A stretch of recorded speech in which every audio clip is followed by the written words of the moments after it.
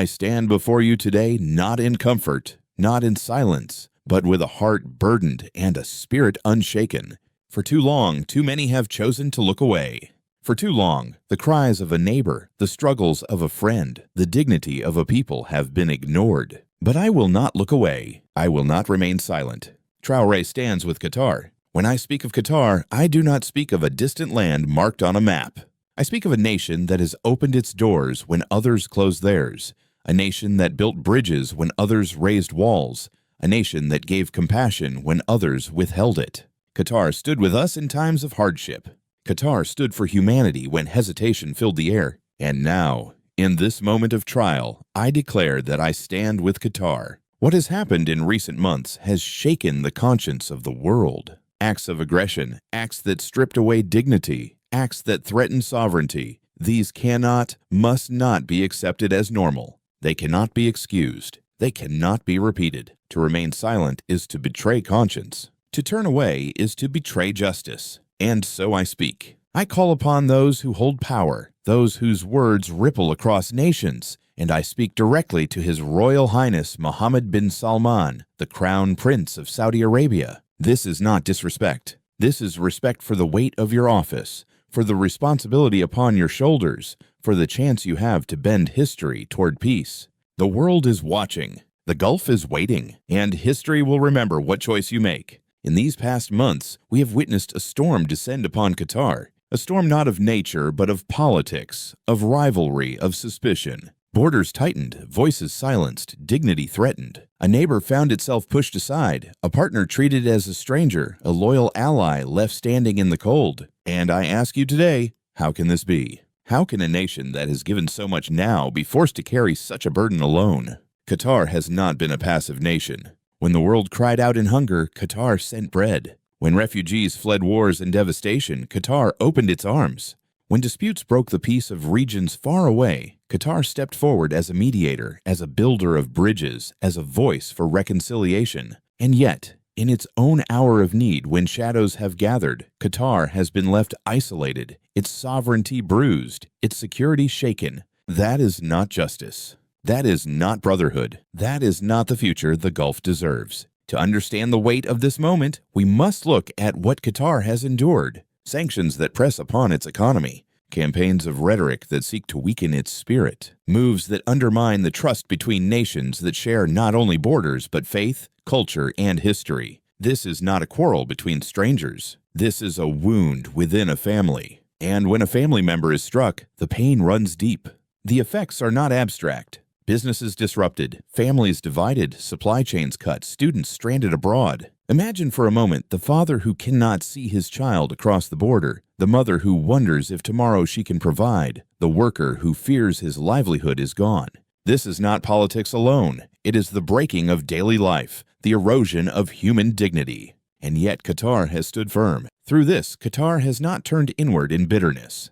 It has not lashed out in anger. Instead, it has continued to serve humanity, to stand firm in generosity, to uphold its commitments as an ally, especially with the United States. Think of it, a nation smaller in size yet greater in heart, bearing responsibilities far larger than itself. And now, that very nation is tested. The question before us is not whether Qatar has been faithful. It has. The question is whether those around it will be faithful in return. His Highness Sheikh Tamim bin Hamad Al Thani has carried himself with dignity even as pressure mounted. His Prime Minister, Sheikh Mohammed bin Abdulrahman Al Thani, has spoken with clarity on the global stage, reminding the world that Qatar is not only a land, but a people, a vision, a principle. They have not begged for pity. They have asked for fairness. They have stood for peace. And for that, they deserve not silence, but solidarity. But the silence has been heavy, too heavy. Neighbors who once shared tables now close their doors. Allies who once embraced now turn away. And the region suffers, not just Qatar. For instability does not stop at one border. Division spreads, distrust multiplies, and the dream of a united Gulf becomes a distant hope. Let us remember, this is not about maps or resources alone. This is about dignity. This is about humanity. This is about whether loyalty means anything in times of trial. When a friend is tested, that is when you know if the word friend is true. And when an ally is threatened, that is when you know if the word ally is sincere. So I say to you, what Qatar has endured is not simply a political dispute. It is a moral test, a test for the Gulf, a test for leadership, a test for us all. The outcome of this test will echo not only in Doha, but in Riyadh, in Washington, in capitals across the earth. Because if injustice is tolerated in one place, it spreads to another. If betrayal is accepted in silence, it repeats. And if loyalty is abandoned, trust dies. But the true test, my brothers and sisters, is not what Qatar has done in the past. The true test is what its neighbors will choose to do now. There comes a moment in every story when the tension cannot be ignored, when the weight of silence becomes heavier than the risk of speech. That moment is now.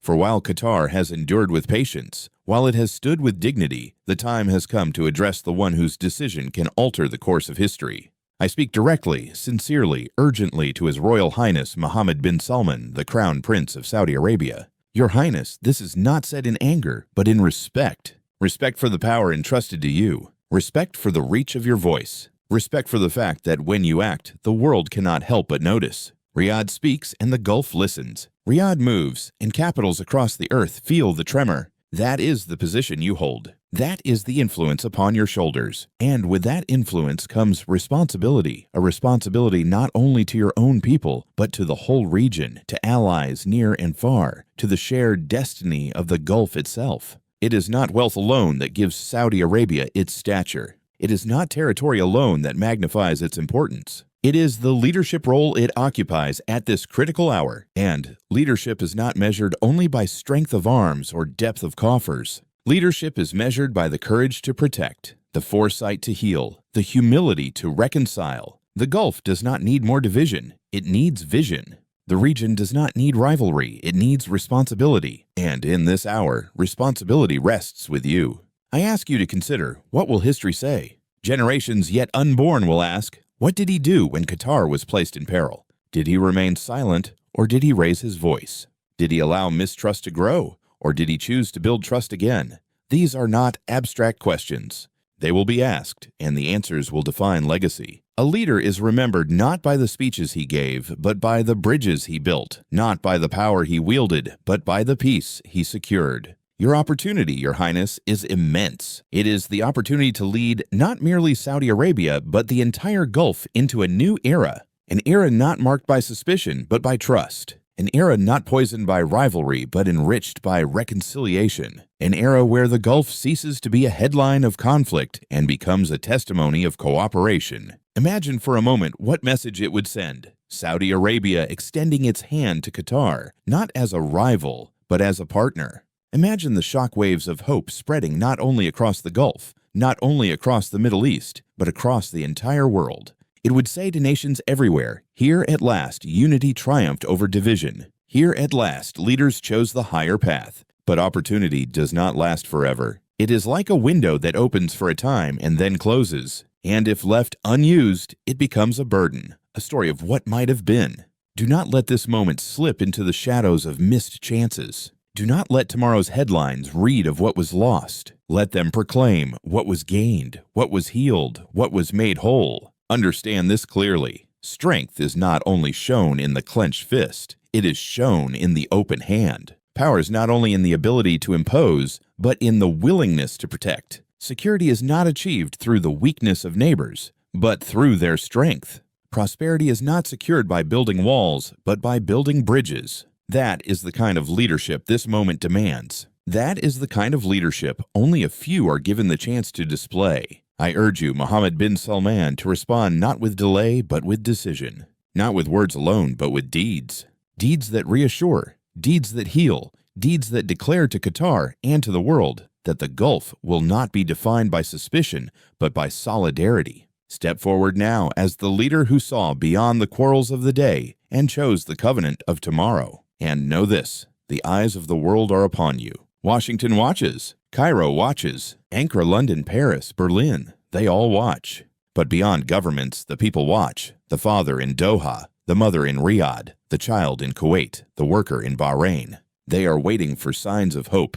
They are waiting for evidence that words like unity and brotherhood are not mere slogans but living commitments. True leadership is not tested in calm waters. It is tested in storms, and now the storm rages. Will you steer the ship toward safety, or will you let it drift into peril? Will you write a chapter of reconciliation, or will you allow division to harden? This is your hour. This is your responsibility. This is your chance to bend history itself. This is the moment where history bends, but in which direction? Every decision carries consequences. Every choice leaves its shadow upon the future. And so, it is with this moment. If silence remains, if indifference continues, if neighbors turn their backs on Qatar, the consequences will not be confined to Doha alone. They will ripple outward, touching every shore of the Gulf, unsettling every market, shaking every alliance. Division does not stop at one border, it multiplies. Injustice tolerated in one place soon becomes injustice repeated in another. If Qatar is left to stand alone, the first consequence will be the erosion of trust.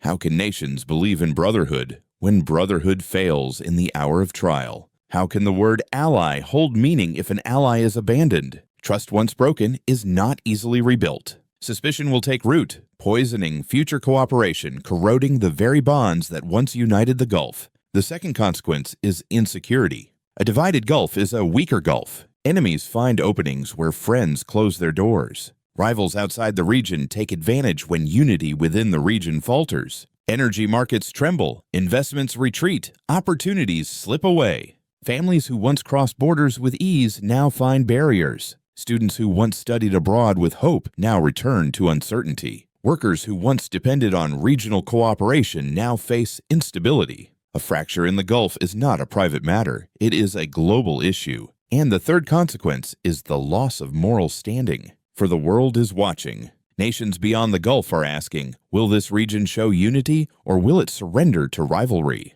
If the choice is rivalry, then the message is clear that wealth and power mattered more than loyalty and justice. That message will echo not only in parliaments and palaces, but in the hearts of ordinary men and women. And once faith in leadership is lost, it is hard to recover. But, my brothers and sisters, there is another path. If Saudi Arabia, if His Royal Highness Mohammad Bin Salman chooses to act, chooses to respond, chooses to lead, then a different story can be written. The consequences of reconciliation are consequences of hope. Imagine the signal it would send, that the Gulf, so often spoken of as divided, could rise above grievances. Imagine the relief of families reunited, the restoration of trust, the renewal of cooperation. The Gulf would not be weakened by suspicion, but strengthened by solidarity. In such a path, security would not be a dream but a reality. For when neighbors are strong, the region is strong. When partners are trusted, the future is safe. Enemies lose their foothold, rivals lose their leverage, and the people gain stability. Markets calm, investments flow, innovation thrives. The Gulf, instead of being a headline of conflict, becomes a model of cooperation. And what of legacy? If reconciliation is chosen, history will not record this moment as one of neglect, but as one of courage. Generations yet unborn will say, in that hour, leaders did not retreat into suspicion. They rose above. They chose the harder path, the nobler path, the path of peace. And that legacy will endure longer than any palace built, longer than any fortune amassed, longer than any policy written. The truth is clear. The consequences of division are destruction, but the consequences of unity are creation. Division weakens, unity strengthens. Division isolates, unity embraces. Division betrays, unity restores. Which consequences will we choose? That is the question before us all. I ask you, those who hear these words, do you believe leaders today still have the courage to choose peace? Do you believe they can put aside rivalry and embrace reconciliation? Or do you fear they will allow mistrust to harden, opportunities to vanish, and history to condemn them? These are not questions for tomorrow. They are questions for today. For history does not wait. Opportunity does not linger. The window is open now, but it will not remain open forever. The world waits, and the choice still hangs in the balance. The Gulf does not exist in isolation. What happens here is felt in every corner of the earth. Energy flows from these shores to power distant cities. Security decisions made here shape alliances that stretch across continents. And when division takes root here, the tremors are felt from Washington to London, from Paris to Ankara, from Beijing to Johannesburg. The world is watching, not out of idle curiosity, but because the future of stability depends on the choices made in this region.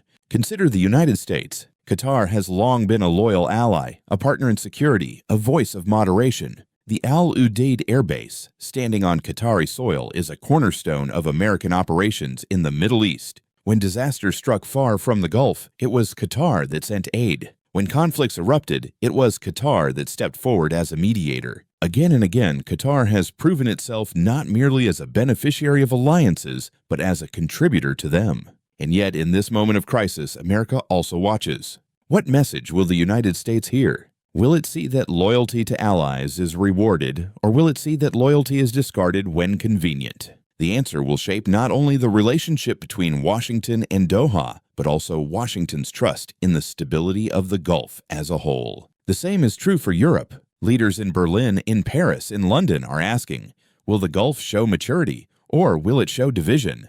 For them, the Gulf is not only a source of energy, but a partner in global security, in trade, in diplomacy. If the Gulf falters, so too does the confidence of Europe in its partnerships. Even beyond the West, nations of Africa and Asia are watching. The Gulf is a hub of investment, of labor, of opportunity. Millions depend on its stability for their livelihoods. If the Gulf chooses rivalry, those lives tremble. If the Gulf chooses reconciliation, those lives are strengthened. And above all, ordinary people watch. They may not sit in parliaments or palaces, but they are the heartbeat of every nation. Fathers and mothers, workers and students, all long for dignity and peace. Their eyes are on the leaders of this region, waiting for proof that words like unity and brotherhood are more than empty slogans. This is the truth. The Gulf cannot pretend the world is not watching. Every delay, every silence, every decision sends a message. The question is, what message will be sent? But will the call of conscience be louder than the whispers of politics?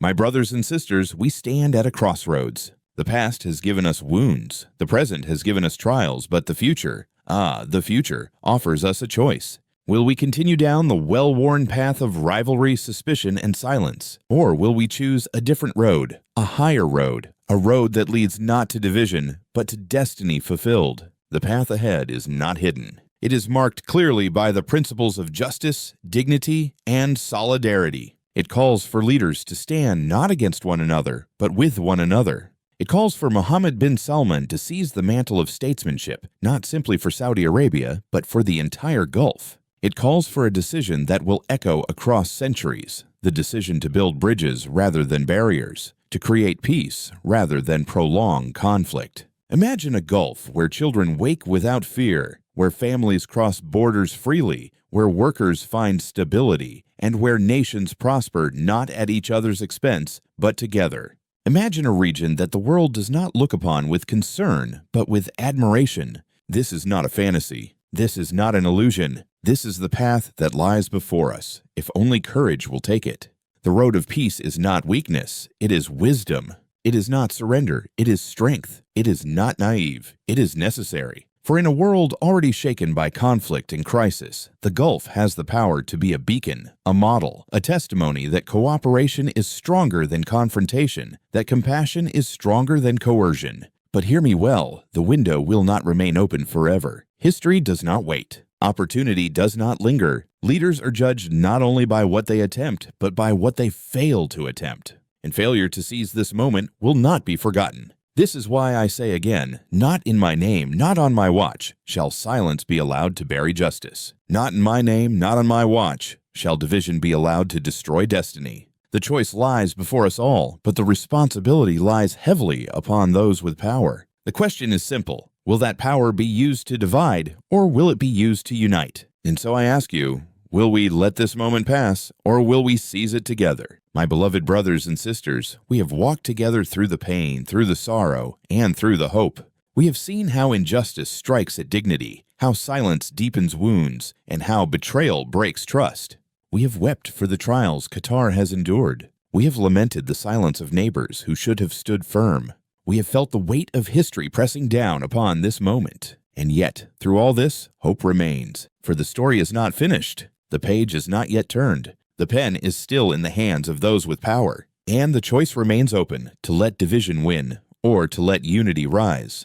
I say again with all the strength within me, Traoré stands with Qatar. I stand with a nation that has given more than it has taken, that has opened doors when others closed theirs, that has carried burdens greater than its size. I stand with a people who deserve dignity, who deserve protection, who deserve peace. And I extend my call once more to His Royal Highness Mohammed bin Salman. Your decision will not only shape Saudi Arabia, but the destiny of the Gulf. Your voice can either echo with reconciliation or resound with rivalry. History is waiting to write your chapter. What will it say? The future we seek is not one of rivalry, but of reconciliation, not one of suspicion, but of solidarity, not one of fear, but of freedom.